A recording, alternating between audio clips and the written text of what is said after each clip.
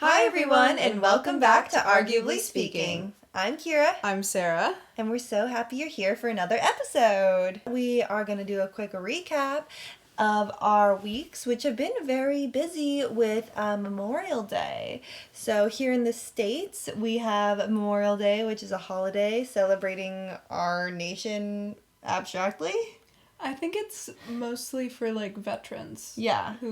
And those who were lost in the wars. Yeah, but not Veterans Day. Right. Because that's a different day that we don't get off. Yeah. I think this had to do with a specific war, on a specific day. Oh, okay. And, the big flag where they kept the flag standing with the 4 people. Okay, you're nodding, I don't know. but... I'm not entirely sure. Me either. Our U.S. history isn't the strongest, clearly. It's true. But thank you, veterans, and anyone who contributed to us having the day off, because Sarah and I didn't have to work today. We're very happy. Yeah, and so that was really nice. But we had pretty busy weeks and weekends, so we can start with that. I really want to start off with my Thursday, because my Thursday, when my friends hosted a carrot party, Fun. Which you might be saying, what? Fair first thought, but they wanted to just do a party where it was carrot themed. So we had a bunch of carrots and hummus, people made roasted carrots, people had carrot cake, there was carrot shaped things, everybody had to dress in orange, and it was very fun. Oh, we had carrot juice mimosas. Oh, interesting. Yeah, so it was champagne plus V8 carrot juice, which was mixed with a bunch of sugar and stuff. So it tasted good still. It was very orange. And it was just a fun little evening. Carrot party was great. I think we should have more themed parties around simple themes that are just fun. I love it. I think that sounds great. Yeah. I listened to a podcast from 2 people who were students at my school, kind of in a weird...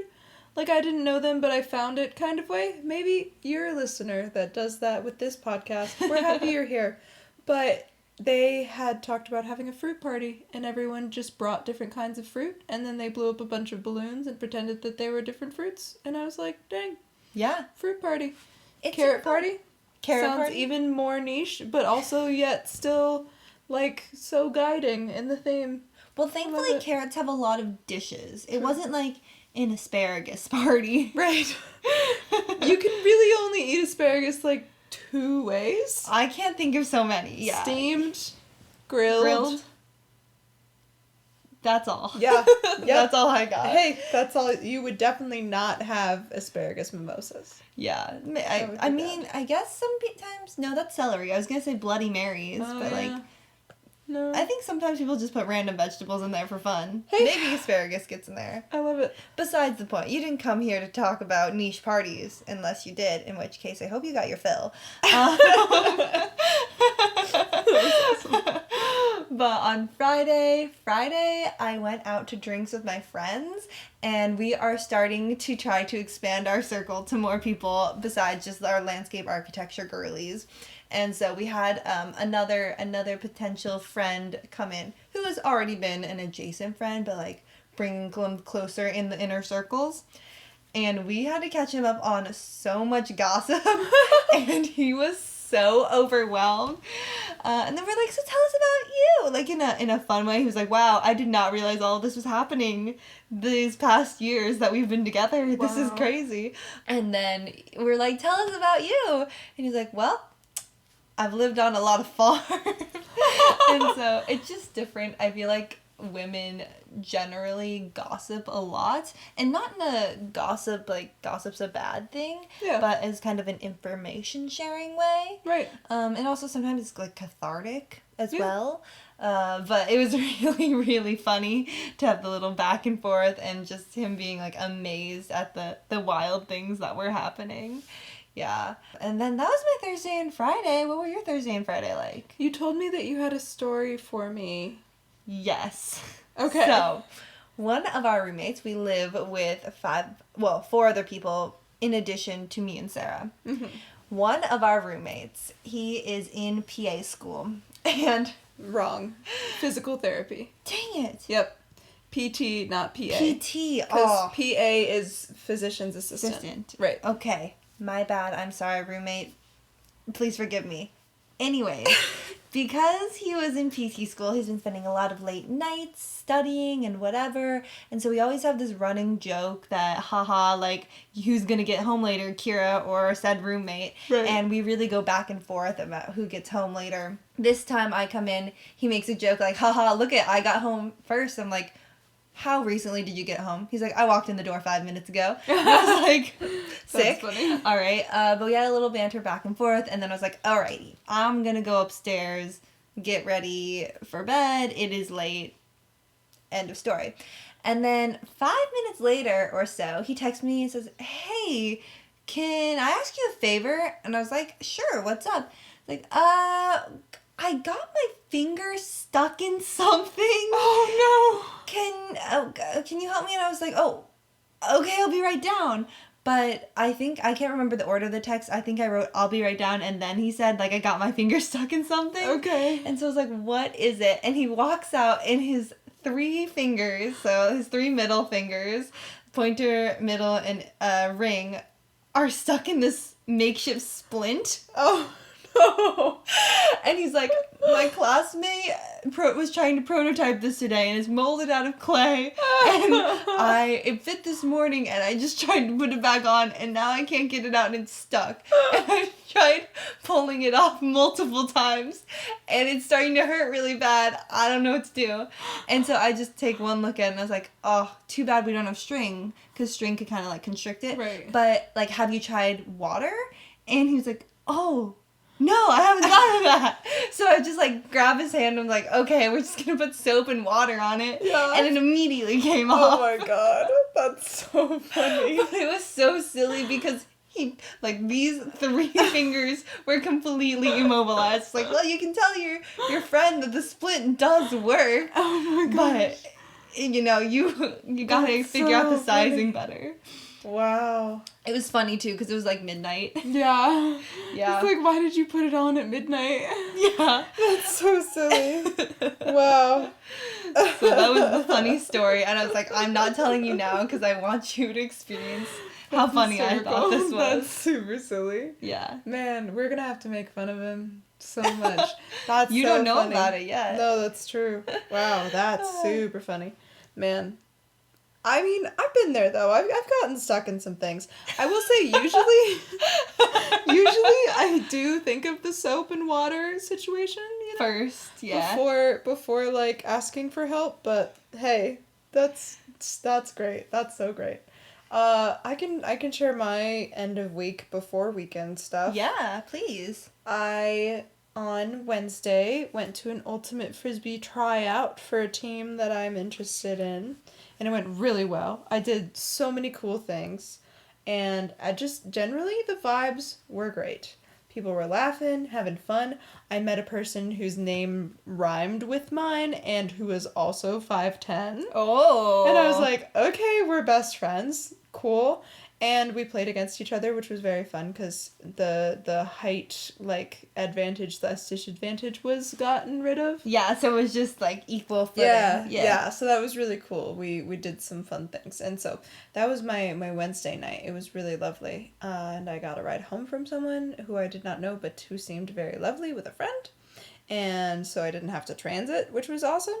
And yeah, I'm just super excited. I will not hear about the tryouts until after Wednesday, so it will be a while before you guys hear about the results, but just know that hopefully things go well.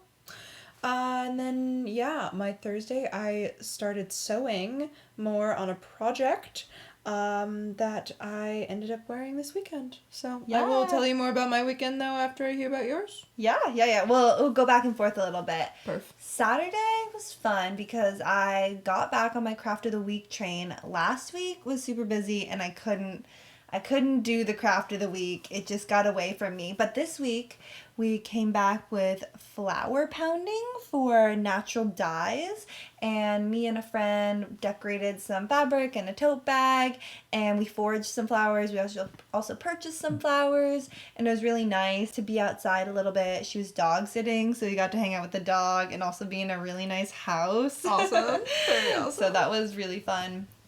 And then after that, I had an afternoon of work, And then I went to my partner's place and we made dinner, which was good. And the next day we went rock climbing. So the Sunday. And Sunday felt like a Saturday, which was amazing.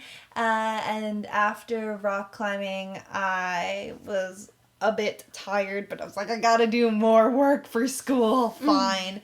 Did more work for school. And then we had a game night. Fun. With friends. Very fun. And we played new games than we usually do because everyone's starting to get a little bit tired of the same few games. But the issue with new games is then you have to explain new rules for the people that don't know them. And that was a little bit of a struggle because they're not simple games. Right, yeah. It's like, okay, this is more simple than the ones we've been playing, but still, like, rather complex. Mm-hmm. But it still ended up being really fun. And it was a lot of, like, pointing fingers. It's like, you. A lot of deception games where you have secret roles and stuff. Oh, nice. Yeah. And that was really good. But then that leaves us to Monday. So I slept in, which was good. And then Sarah and I had a fun little day at the Folk Fest? Folk Life. Folk Life. Yeah. Which is an event that they hosted kind of near the Space Needle Armory area. And they had all of this live music, a lot of, I would say, Eastern European culture. Yeah, I would say. And a lot of really good food and really fun little pop-up shops and events. So that was a fun thing Sarah had found, and we're like, let's do it. Let's go. Yeah, one of my coworkers had recommended it to me. And then also we have a friend from a nearby coffee shop who sings in a, like, songwriters guild. And so I also had heard about it from them. And yeah, it was just really fun. There were a lot of vendors, just a good walk around. There were loads of people there. Like, the community showed up. And it was just really vast. Like, it covered so many acres. Yeah, we definitely could have gone for, like, all 3 days and seen, you know, new stuff every day. Yeah, new stuff every time. They had rotating schedules and things like that. So if you're in the Seattle area during Memorial Day weekend in the future, you should stop by. Check definitely. it out. Yeah, it's a donation-based thing, so if you're not able to donate or if you're willing to donate, up to you. And yeah, it was super neat. So very fun. But yeah, so that was my Monday. But going backwards, on Friday, I sewed yet again because I was on a time crunch for my costume for the Renaissance Fair. We went to the fair and we feasted and we took in the sights and we enjoyed some sword fighting, shields and ladies. I got a dragon name. Ooh. I'm not very good at doing the voice, obviously. I'll work on it. Wait, what was the dragon name? My dragon name was Terror Thunderstrike. Wow. Yeah. That's a name. Yeah. Well, because you could either get a fairy name or a dragon name. And I said that I was very, very dragoness that day. And then you would get your human name's first letter would give you the first part of it. And then the month in which you were born would give you the second part of it. So, wow. Since my human name was Sarah, the S gave me the terror. And then the Thunderstrike came from my birth month, September. Gotcha. Yeah. So, cool. Very fun. Yeah, no, it was very cute. It was a first year fair. So, like, the first time that they had a fair in that location. It was on an island. So, getting there, tough. We had to wait for a ferry in a very long line because everybody and their brother was going to the Renaissance Fair, it felt like. And thankfully we got to go, like, we took the ferry there in the afternoon and then slept overnight at my friend's grandmother's place. The coolest house. Oh my gosh.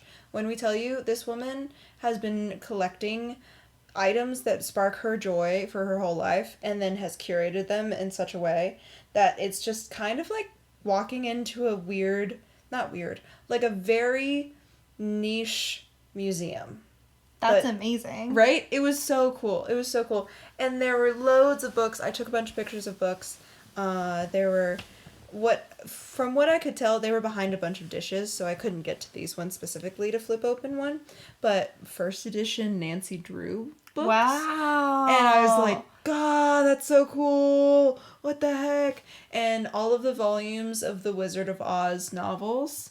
So I don't know Wow, if that's you've so seen. cool. Yeah, so it's like there's Ticklock of Oz, and then something like the Farmer of Oz or something like that. But there's a bunch of different other people who are in the land of Oz that are not just the Wizard of Oz and stuff like that. And so that was fun to look at, and we had kind of an excuse to rifle through some of her drawers and closets because we were looking for safety pins. And so it was like, let's just kind of look, and she had some really cool old sewing stuff because we ended up getting more into anything that looked a little bit like sewing in search of safety pins. And so it was just fun. One of the things that I thought was like really cool, and I'll get off of the house soon, I promise, was paper dresses.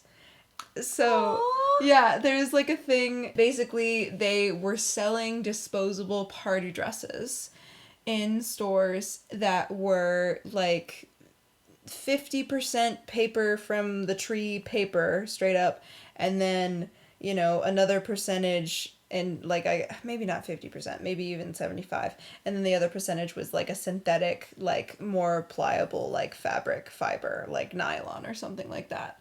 So it was folded up like a piece of tissue paper, but it has enough like structural integrity that they had sewn it and put it into being a dress.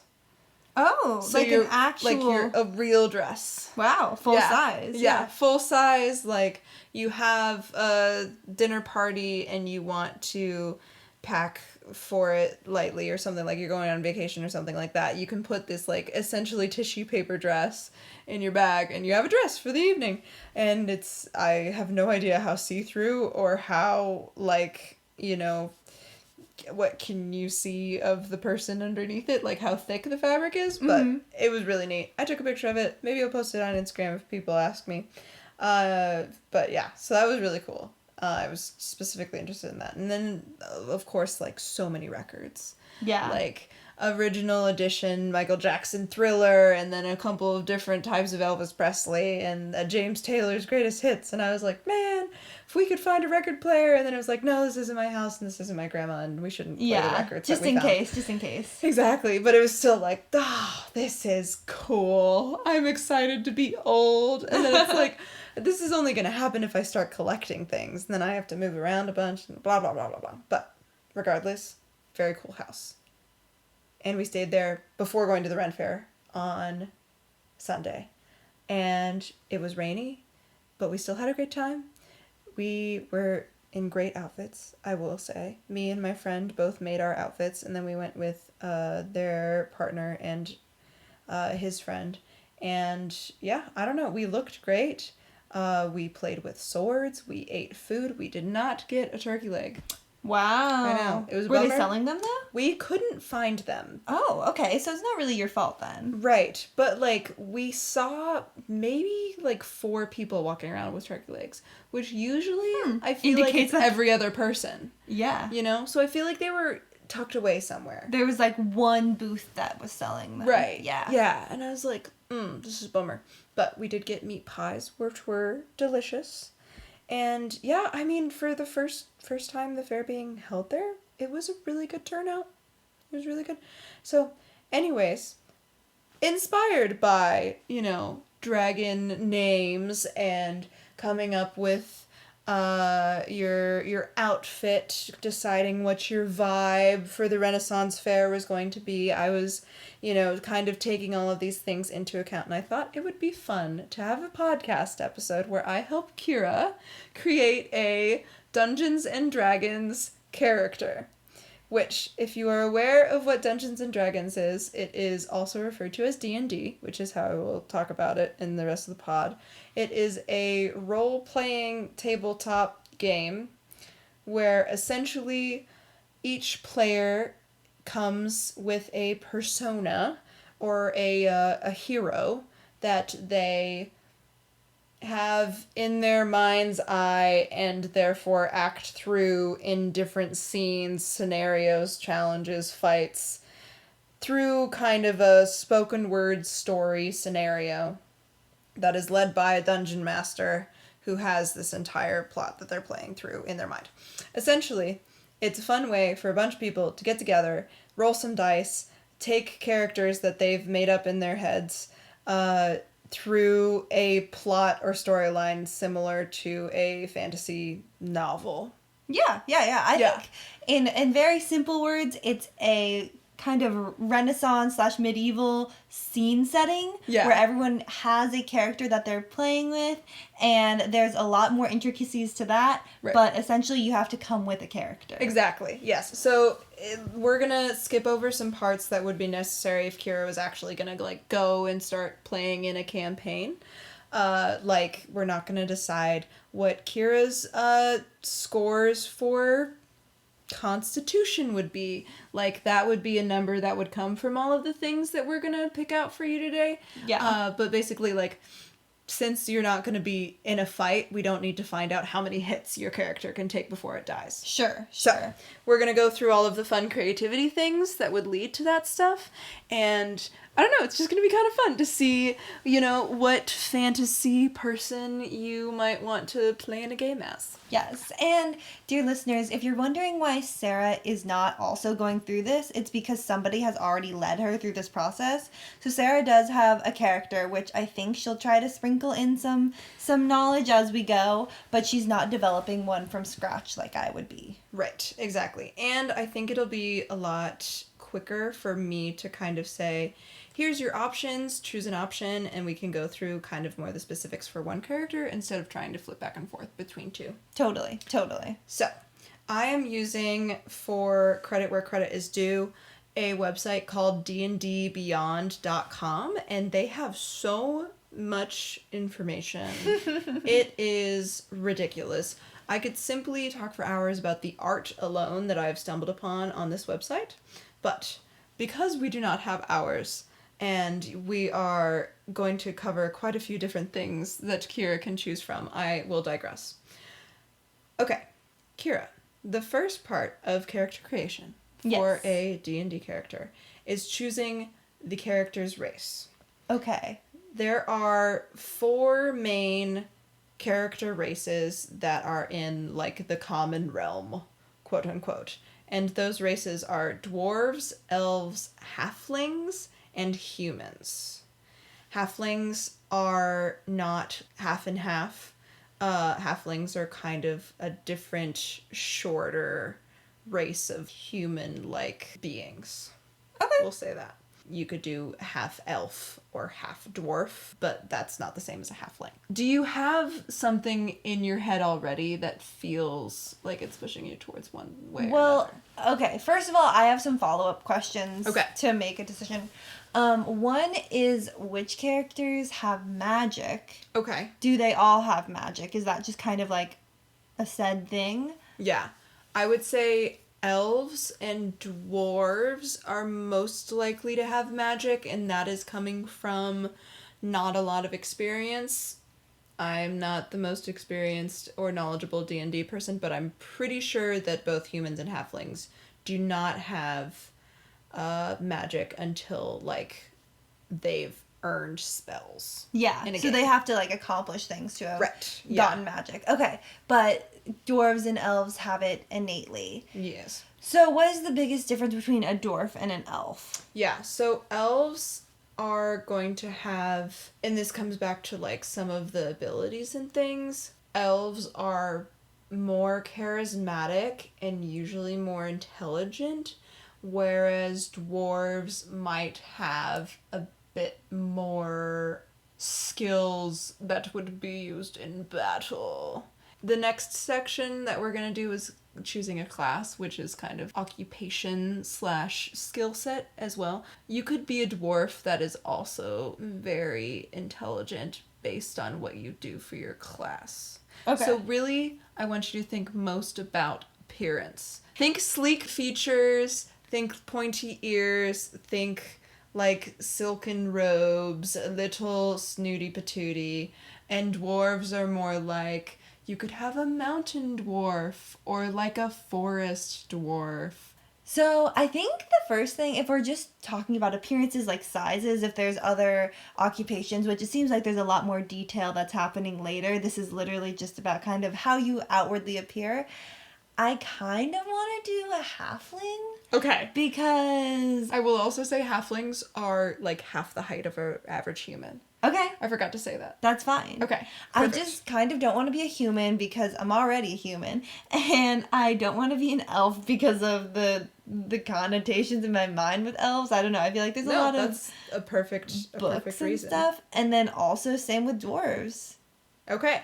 Let's see. So halflings I think I have the least knowledge on and want to do. Okay. So a little information about halflings. They are small and practical.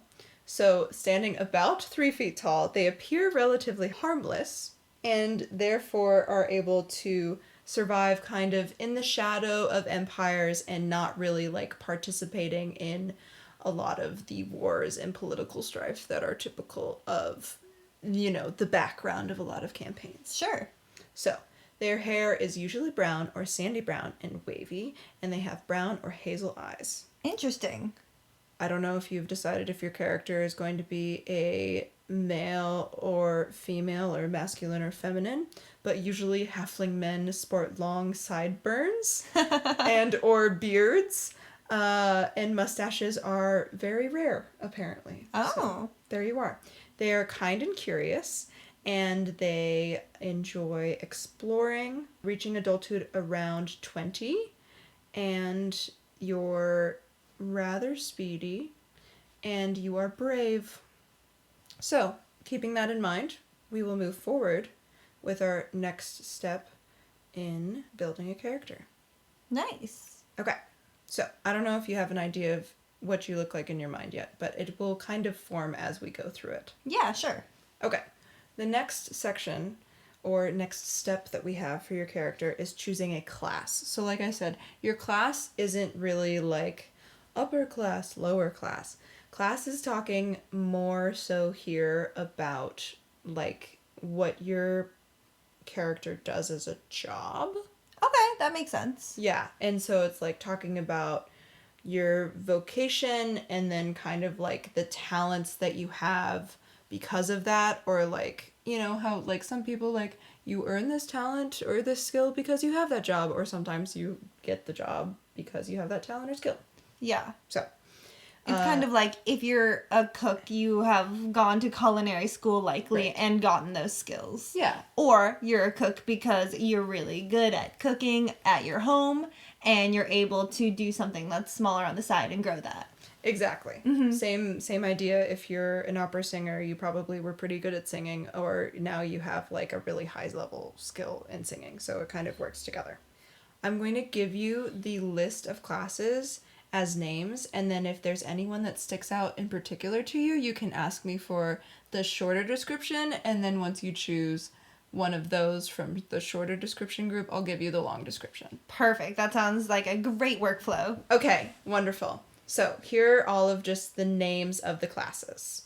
We have Barbarian, Bard, Cleric, Druid, Fighter, Monk, Paladin, Ranger, Rogue, Sorcerer, Warlock, and Wizard.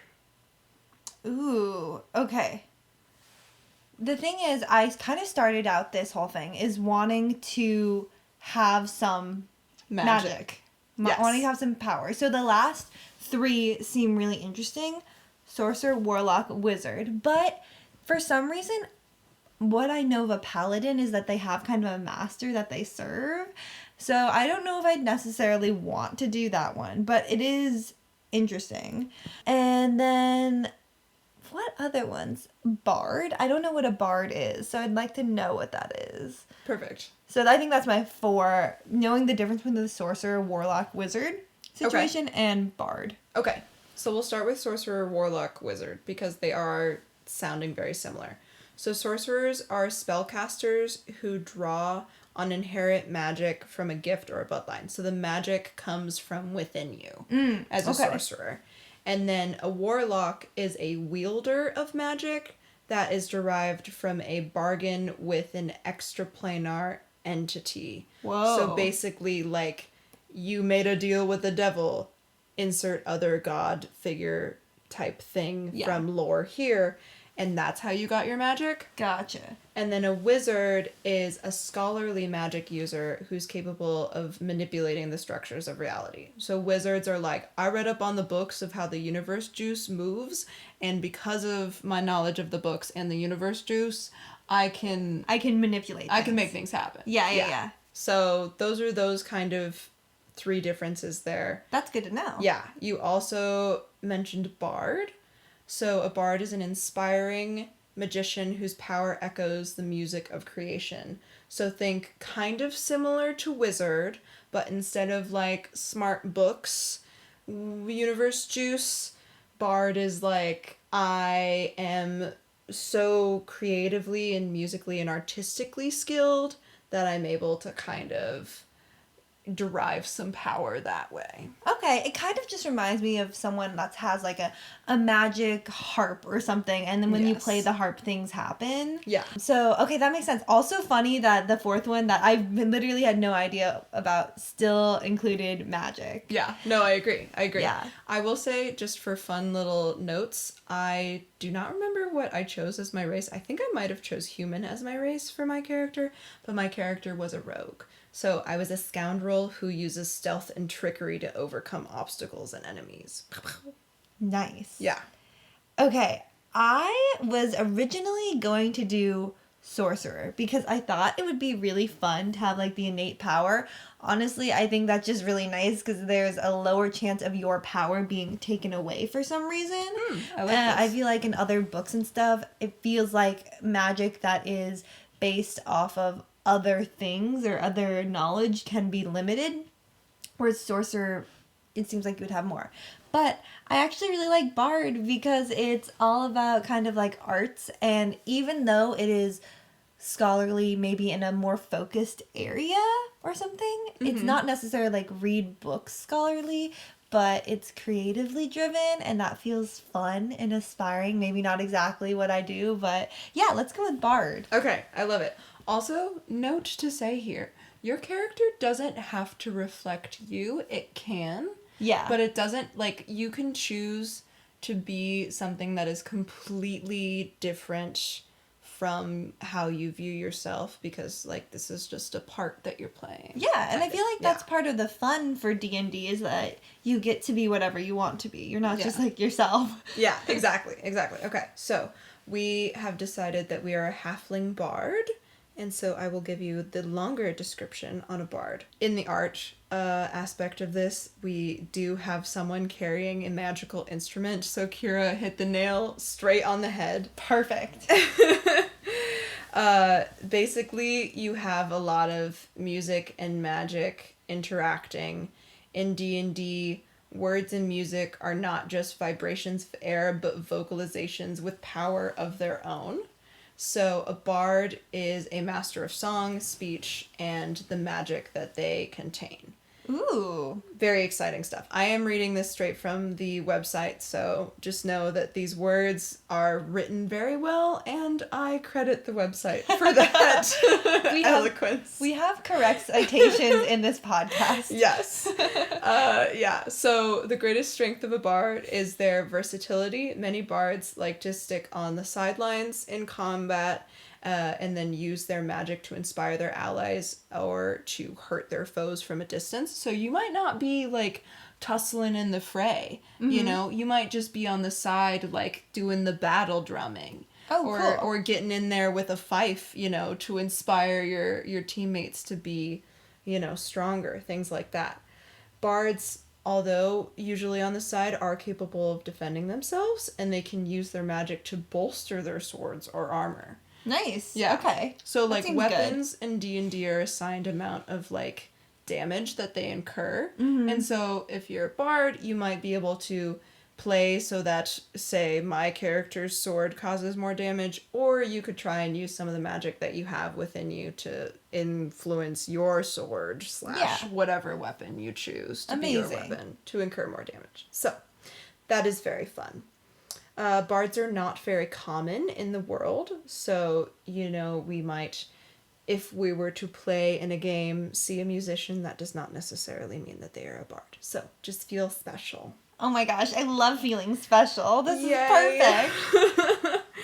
So you get to know 4 spells in the like first kind of iteration of your character, and you Nice. go and what am I trying to say? Level. That's it. So as you work through and get more experience points, you go up in levels, and then you get to, you know, earn more spells, earn more features, and stuff like that. But we're not gonna dwell on that because we have more character building to do. Perfect. Let's build this character. Let's kill it. Okay, so we have done our race, we have chosen our class.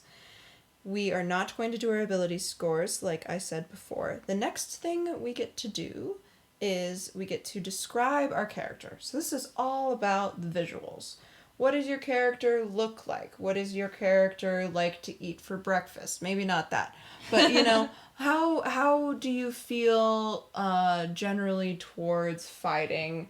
Or are you a team player? Things like that. And then also just kind of like, what are your clothes? Yeah, what is what do you your get to name? wear? How tall are you? How much do you weigh? So some of this is going to be influenced by our class, and some of this is going to be influenced by our race. But I just want you to try and have like the visual aspect of what your character hero looks like, and how do they move through the world. Okay, perfect. I do have something that kind of sprang to mind first. Okay. So, first of all, it helps that the halfling has kind of hair that's already kind of brown, sandy brown, whatever, or sandy blonde. But I feel like mine would definitely have a couple, like, or maybe just one very big streak of color. Nice. I feel like that would be awesome. What color? Hot pink was the first thing that came to my mind, but I don't really want it to be hot pink. But I want it to be something that's very standout-ish compared to everything else. I love that. So maybe just be orange, because orange is one of my favorite colors. Well, is my favorite color. But additionally, that seems like a dye that could be found. Yeah. Whereas hot pink doesn't really seem like a dye that could be found. I could totally Orange see that. could be more of like a flowery color that would exist. You could get some bright pigments out of it. Hell yeah. Second of all, I don't know why this was the first thing. Have you ever seen Pixie Hollow? Like Tinkerbell, Pixie Yes. Hollow Yes. situation. So there's also a bunch of different fairy types, and they all have very specific clothing within them. Specifically, the Tinkers, what Tinkerbell is, have all of their clothing made out of leaves Cute. and things. Yeah. And they, like, cut up leaves. I'm not saying Tinkerbell's, like, classic green dress, but I would say, like, some fun leafy clothing that is derived based off plants and stuff like that. Hopefully it would be reinforced with something. I don't know. It's not just an actual leaf, but it takes the form of the leaves. Yeah. And then a really awesome belt that has stuff hanging off of it. Nice. Of course. Maybe barred things hanging off of it. Yeah, exactly. Maybe, I'm trying to think of what instrument would be mine. I'm not sure if that is something that we'll get to later or not. But if I get to choose an instrument, I think violin is classic. I love it. Piano would be too difficult to get around. A flute or some Like penny whistle? or something like that is super common. One of those handheld, like a lyre, Okay. would be good. But I think I need to have a primary one, and I kind of want it to be something that you could make out of surrounding materials. I want my character to be crafty. Okay. So that's what makes me want it to be like a recorder or like a piccolo or something that you could get bamboo or something and then have holes and still work it in case your instrument breaks. Totally. And that also goes hand in hand with like whistling or Yes. something. So I could whistle as well. I love that. So that's I I think it's like a piccolo recorder, something like that. Yeah. Very like whistle and or like woodwind sounds. Exactly. So that's kind of the first thing that comes to mind. Eye color, I don't know. It would be fun if it matched the streak and it was just like I had orangey eyes, but maybe not like bright orange scary, but more of a natural, like earth toned orange. I love it. I think that sounds great. Clay colored, if you will. Okay, nice. And then I don't know what else. What other features are important to note? So you already covered the main things that it talks about. So like hair, eyes, height, we already kind of know you're gonna be 3-ish feet. yes. Maybe if I'm super 3-ish. tall, 3.5. if we wanted, we could have you roll and we could do the like base height plus the amount of inches that you roll thing. It says to roll 2 4s, 2 like 4-sided die. So if you could do between 1 and 4 twice. Okay, yeah. So we're Yeah. just going to ask, because I don't have a dice in front of me, I'm just going to ask Siri if she can give me a number between 1 and 4, but do it twice. Yeah. Siri, give me a number between 1 and 4. She says 1. So Okay. the first one is 1. Perfect. Siri, give me a number between 1 and 4. 2. So 3. Okay, so 3, we're going to multiply that by 2, so that gives you another 6 inches. You are going to be 3'1". 3'1". 3'1". Because the base height for a halfling is 2 feet 7 inches, and then you rolled the d4 twice, and we multiply it by 2. Gotcha. Okay, I thought the base height was 3 feet, so I was like, wait a second. Yeah. This math doesn't add up. This math isn't math. Got you. Yeah. Okay, perfect. So we have done height, we have done weight, and then you already talked about hair, eyes, or skin, and it also says that it's good to add a touch of distinctiveness or an unusual or memorable characteristic. Hair streak. Oh, nice. So I love was that. on top of it. I love that. I believe I gave my character a scar Yeah. on her arm from a past heist. Because I was rogue, right? Edgy. Exactly. Oh, yeah. I do think mine is female. Gave mine an undercut as well. Wow. Yeah. Super cool. Super fun. So, okay, the next thing we're going to talk about is alignment, which is something that you said you kind of had heard about. Give me your base knowledge. Okay, so I understand it as like a 3x3 grid of good, neutral, and bad, or something like that. Evil. Yeah. Okay, and then also another spectrum that's like how much chaos you can inflict, or I think that's like how predictable your moves are gonna be. Yes. That's like the basis. I've seen the chaotic good, chaotic neutral situation. Yeah, lovely. Yeah. Okay, you did a great job. So, like you said, the first one is morality, good, evil, neutral, and then the other one describes attitude towards society or order. So, chaotic is one of them, and then you have neutral and lawful. So, Got you. Okay. right, yeah. Okay. So the kind of predictability goes with the like falling within what is expected and the order of things, Nice. lawfulness, etc. There are 9 alignments that you could be. Is there one side of morality and or the predictability that you feel like you fall more closely with? It's easier to choose one of the 3, and then I can look at how that lines up like on one axis, if that makes sense. Perfect. So if you can decide, like, what is your morality gonna be? Yeah. I think I do want to be neutral. Like I want to be what is the word when you're like a free agent kind of, and you're like, I will flip on whatever is like most beneficial for me in the moment. I like that. I like that a lot. So okay. Neutral will be the Okay. So we'll look at neutral. So I'll read the little blurb that's on this website for neutral good, chaotic neutral, and lawful neutral. Perfect. Okay. So neutral good folks do the best they can to help others according to their needs. Many celestials are neutral good.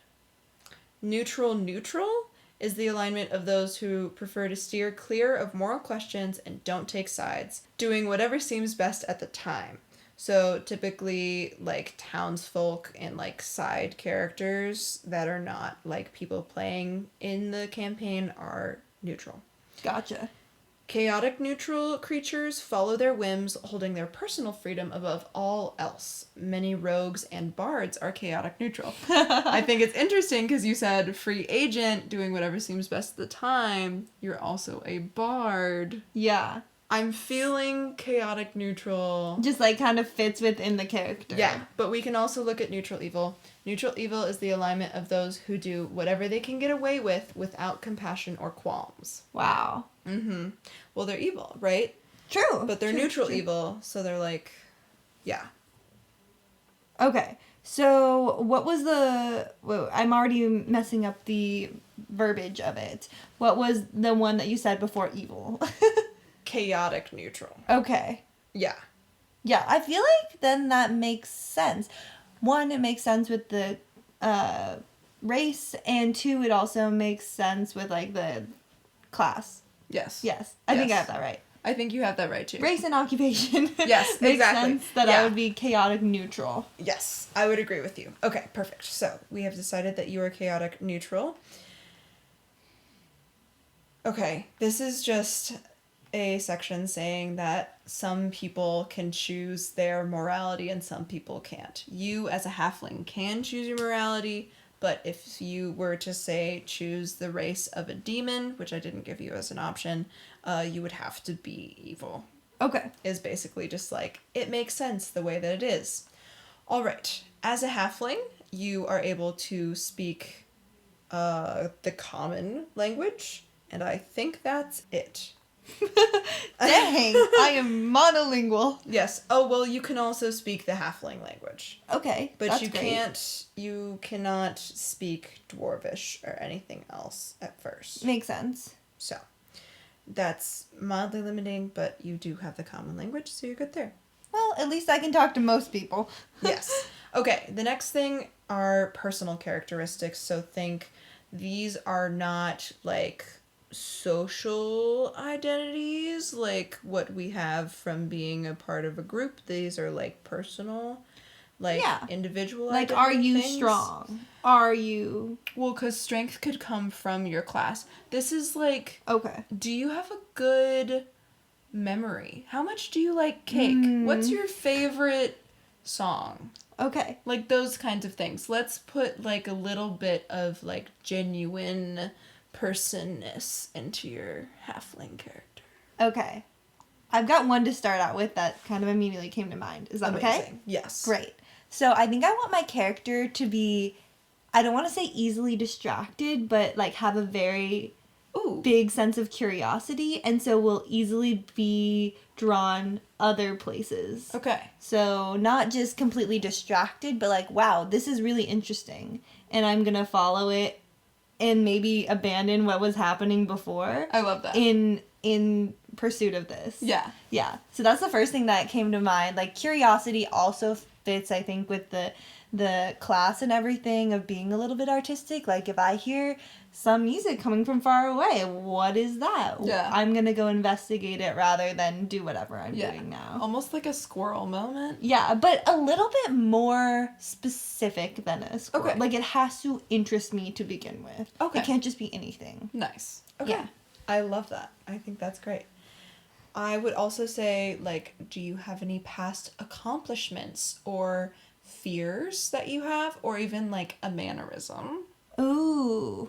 You know? Interesting. Yeah. My character had a mannerism where, or not a mannerism, perhaps maybe like a habit where she ripped off the sleeves of her shirt often.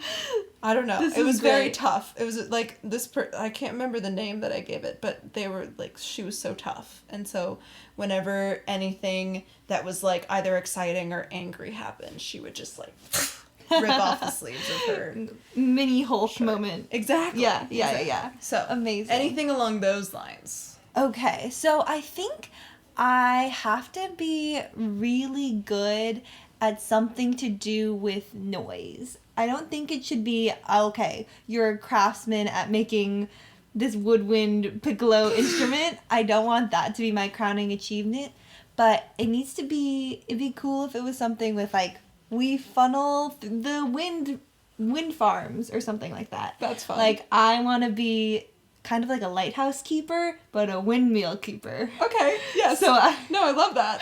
It's oddly specific. I think that's amazing. But at one point lived in a windmill.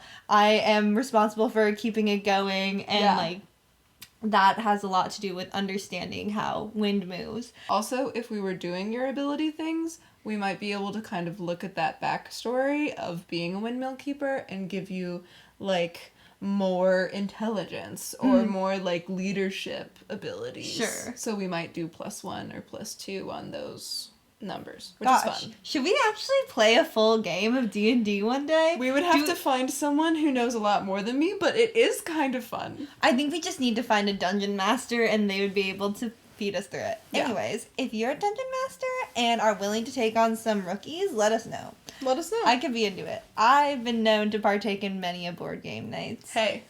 And this is a game without a board, so even easier. Literally. It's a game. Kiera loves games. There's a lot of fun strategy that I think you would really get into. Yeah. But okay, so what else? I think it'd be great if I had a good memory. I'm going to lock that in. Nice. But also I have a good memory, and I hold grudges.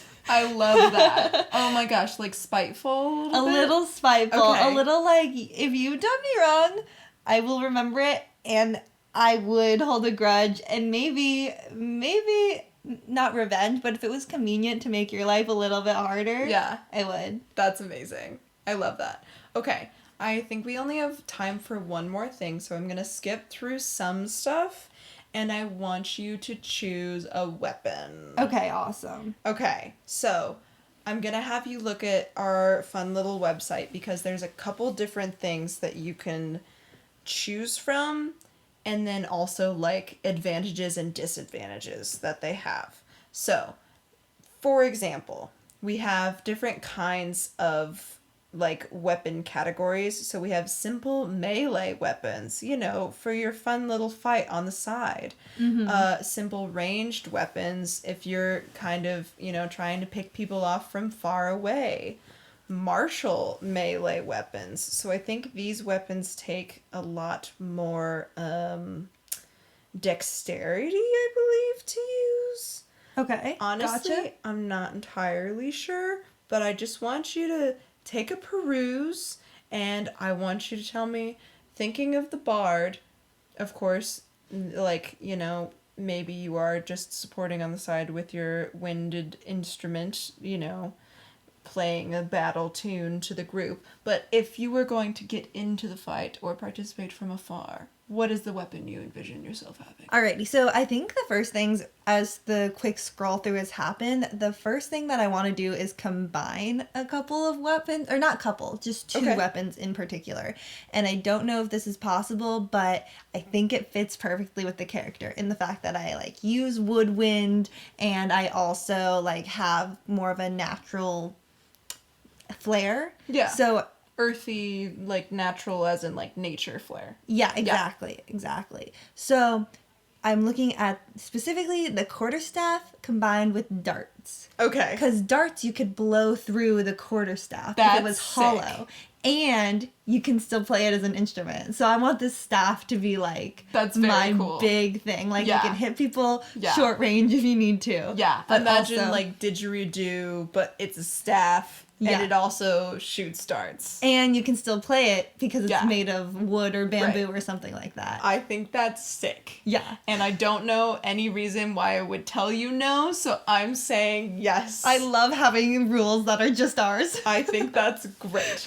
Now, there is a cost on here, so we're just going to assume that you do have the money that is required to get super wealthy for some reason. Good for you. Well, it's because you worked in sustainable energy before you did this. My windmill Your background is great. Coming back at it. I love that. I think that's wonderful. We could talk a little bit more about a lot of things, but I think in general, we have a great basis for your character. I just want one more thing from you. Okay. And that is a name. A name. Wow, I feel like names are always the hardest. It's the same thing when we were doing our cities, and we were like, what could it be? And then I had a really kind of boring name, and yours was your name. I know. But mispronounced. Oh, man. Because mine was a ranger. I know that much. I think it was a human race ranger class. Or not ranger, rogue. My bad. Rogue. And I think my name was something like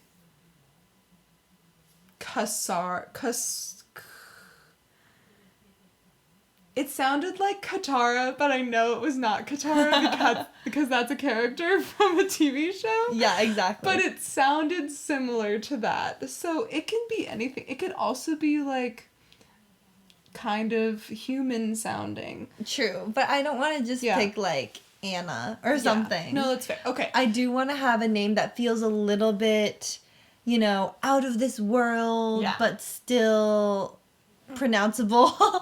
Yeah. Okay. Just to pare it back to you that you have time to think and we recap for the audience as just like a overarching thing.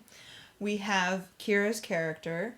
She is a halfling as the race, and your class is a bard, which means that you are a musician and artistic and creative character that harnesses magic through that music and creativity. Your overall look, we have the long brownish hair characteristic of halflings. You're 3'1". Your eyes are orange to match your very characteristic and memorable orange streak in your hair. Clothing, formed leaves, very natural, going with the whole theme we have here. We have a utility belt of sorts with different instrumental things attached Probably to it. also darts. Probably also darts. We love it, like a little holster situation. Staff as our weapon. Also, staff doubles as dart, like, shoot, so that you can pierce our enemies. And then, of course, it also can be played through like a flute. And background, you worked with some sort of wind capturing machinery / setup where you were being kind of in a leadership role situation, and also, you know, harnessing energy from the earth in a different way. Okay, I think that's perfect. I think that's a really good recap, and I think I have my name. And your name is? Okay, so it's going to be Calikai. Which is similar to calico, like a calico cat, that are known for like their tricolored, specifically black, white, and orange streaks. So, also, I've always really liked the name Kai. It's kind of close to like the beginning sounds of Kiera. Like you can kind of hear the same letter sounds being made. So Calikai is similar to like a calico and my name. I love it. I think that's amazing. And that's what we're going with. Calikai the Bard. Oh my gosh, this is so cool. Wow. And I feel like in the depths of my mind somewhere, someone has once walked me through like the barest understanding of Dungeons and Dragons characters, and I had so much fun doing this, like much more than I did then, because I think they didn't go in as much depth. It's way more fun to experience all the characters when you're actually going through like step by step and figuring it out. You're like, actually, what would this character do? Like logically, what would happen? What would be here? Yeah. Well, and the stuff that we didn't get into is the stuff that you can get kind of bogged down in while you're creating a character, and that's like you have to roll quite a few times to figure out, like, you get random scores for what your strength's gonna be. Now, like, depending on your race, you get to add more. So like if you're a human, I think you get to add 1 or 2 automatically to whatever you roll for strength, because like humans are like stronger than some things. Or just like bigger. Right, exactly. Yeah. Yeah. So like that sort of stuff can get you slowed down. But I wanted to take you through all the fun, like, you know, creativity, like character, kind of like coming up with someone if you were writing a book. Yeah. You know? This would be an awesome prompt. I mean, it's baffling to me. Dungeon Masters, at least from what I've heard, create such like intricate, detailed stories. It's wild to me that there's not more stories derived from these kind of campaigns. Maybe there are, and I just don't know. I'm sure they exist. I'm sure people also post their campaigns somewhere. I'm just not part of that community. But I bet the stories are really fun. And I know there's some silly twists and turns sometimes that you can make happen.